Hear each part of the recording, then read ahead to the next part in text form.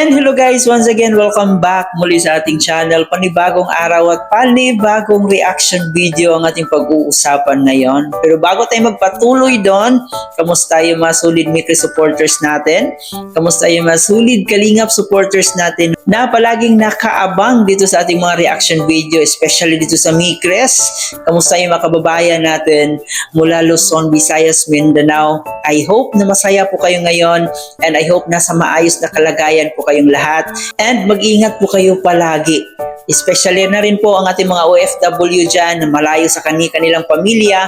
Mag-ingat po kayo dyan and I hope na masaya po kayo ngayong araw na to. Dito nga po guys, sa ating reaction video ay Mikoy na imbierna sa isang bashers. Dito kasi sa kanyang live guys ay may pumasok na naman na bashers. So dito ano kaya ang gagawin ni Kalingap Mikoy? And dito rin po guys may announcement din po si Kalingap Mikoy patungkol nga po sa selebrasyon na gagawin ng Mikres. So may kunting update po siya dito kung kailan po ito gaganapin. At ang isa sa pinakamaganda nating mapanood dito guys, yung pag-amin ni Kalingap Mikoy na mas habang tumatagal ay mas nagiging importante na talaga para sa kanya si Honey Cristania. Ayun, grabe naman. Pero bago tayo magpatuloy doon, baka bago pa lang po kayo sa ating munting channel, baka di pa kayo nakapag-subscribe. Don't forget to subscribe sa ating channel, paki-like and share ang ating video, paki-turn notification bell para laging updated every time na mag-a-upload po tayo. At ating suportahan ng ating ama ng Kalingap na si Kuya Bal Santos Matubang, Ate Edna Vlog in Kalingap Rab. Suportahan din po natin ng ating mga keyboys, Kalingap partners, mga charity vloggers sa Pilipinas na tumutulong sa ating mga kababayang mahihirap. Huwag nating kalimutan. At nandyan din po yung makasama nating Kalingap reactors. Lahat po ng mga legit Kalingap reactors lang. Okay, susuportahan po natin. So dito nga po guys, atin na munang alamin kung ano ang ginawa ni Kalingap Mikoy sa kanyang bashers. At syempre, itong importanteng update na to. So panoorin na natin to guys. May tungaw na nakapasok.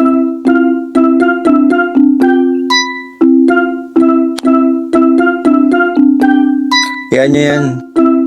Pagdasal nyo na lang ang kaluluwa niyan. Hindi na may isa na naman hindi matahimik.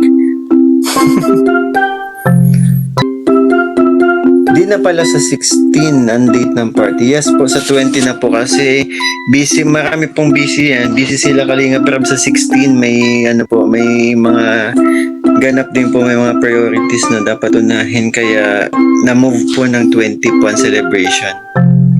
Kaya nyo, huwag nyo pansinin. Huwag nyo pansinin yan. Kung nandito lang para magpapansin, ay salamat sa pagbisita sa live ko. Magtiis ka dyan.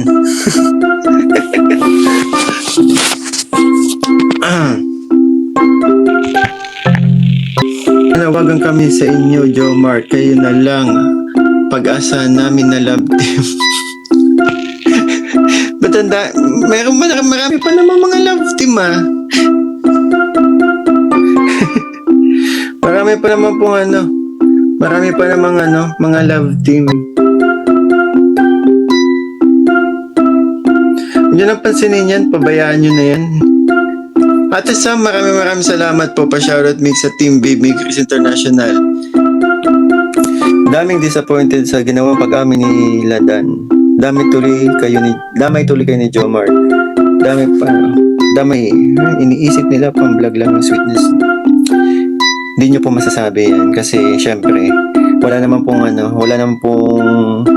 Kalingap naman po hindi naman yun diba? Nakita nyo naman pinagtagpo kami, syempre hindi naman kami ganun na agad Isipin nyo na lang po yun, nandun kami palagi, ano po ba yung palaging magkasama, palaging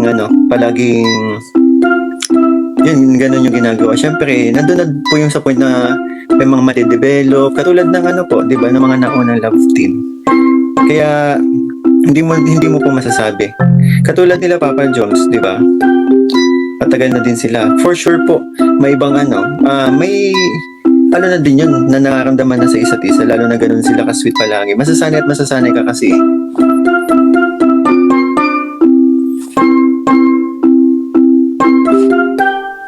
Kantahan at sayawan natin ang tungaw.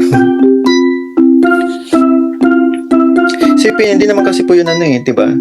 Hindi naman, for example, kami na lang ni CJ, hindi naman po kami nagtagpo na dati na like, ganun na talaga kami. Ganun na talaga kami bago kami vlog. Siyempre, sa Kalinga po kami nagkakilala. Alangan namang tawag dito, alangan namang yung pag-ano namin, yung ginagawa po namin ay ganun na agad kami. Siyempre naman, nagsisimula pa lang naman tayo eh. And wala pong script, like, wala kaming script na sinusunod sa mga napapanood nyo. Yun lang iisipin nyo.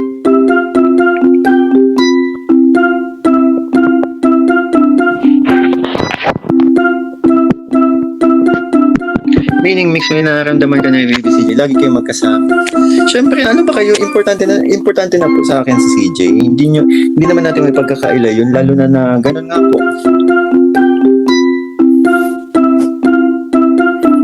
Nandun na tayo sa point na hindi mo masasabi yung ano, kaya nga sabi, 'di ba? May hinihintay tayo. Kasi hindi niyo po masasabi ang pwedeng mangyari sa hinaharap po.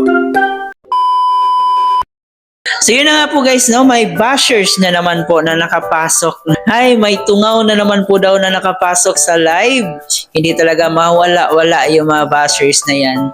So kayo mga solid Mikre supporters, huwag kayong magpapadala pag nakabasa kayo ng comment na sinisiraan si Kalingap Mikoy, sinisiraan si CJ. Huwag agad kayo maniwala. Dapat nyo talagang i-verify kung totoo man yan or hindi. Diba? Kaysa magalit agad kayo dyan, ma-stress kayo, ma-high blood kayo agad, hindi naman yan totoo. Kaya kayo lang din po yung kawawa. So, mas mabuti talaga na alamin natin yung totoo. At dito rin po guys, no, sinabi po ni Kalingap Mikoy na namove po yung selebrasyon ng Mikres from April 16, gagawin daw po ito sa April 20. So, i-note nyo po dyan. Siguro merong vlog for Mikres sa kanilang celebration. So, imposible yan, no? Na walang vlog yung Mikres dyan. Kaya abangan po natin yan. And dito rin po guys, napag-usapan rin po yung pagkukumpara po ng mga love team.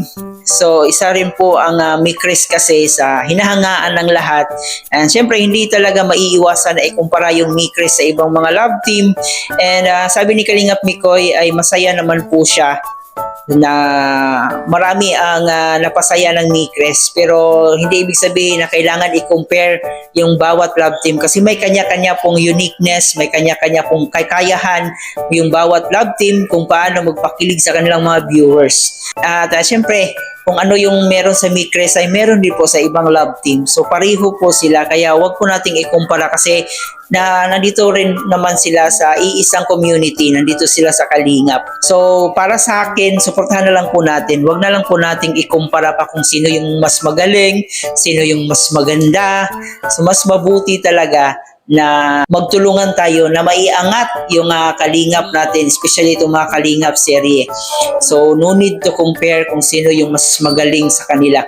At isa din po guys sa magandang nasabi dito, no, ni Kalingap Mikoy is yun, importante daw talaga sa kanya si CJ. So siguro sa haba-haba na ng kanilang pagsasama, kaya habang tumatagal ay parang na-develop na sila sa isa't isa. So hindi talaga magkalayo na mahulog yung loob nila sa isa't isa. Siguro nung una ay friends lang sila, pero ganun talaga pag habang tumatagal kasi kayong magkasama ay mas na-develop nyo yung isa't isa. Mas nakilala nyo yung isa't isa at ang masaya pa doon ay nagsusuportahan kayo. No, ups and down man ay palagi kayong nandyan sa isa't isa. Kaya hindi talaga maiiwasan na mahulog kayo sa isa't isa.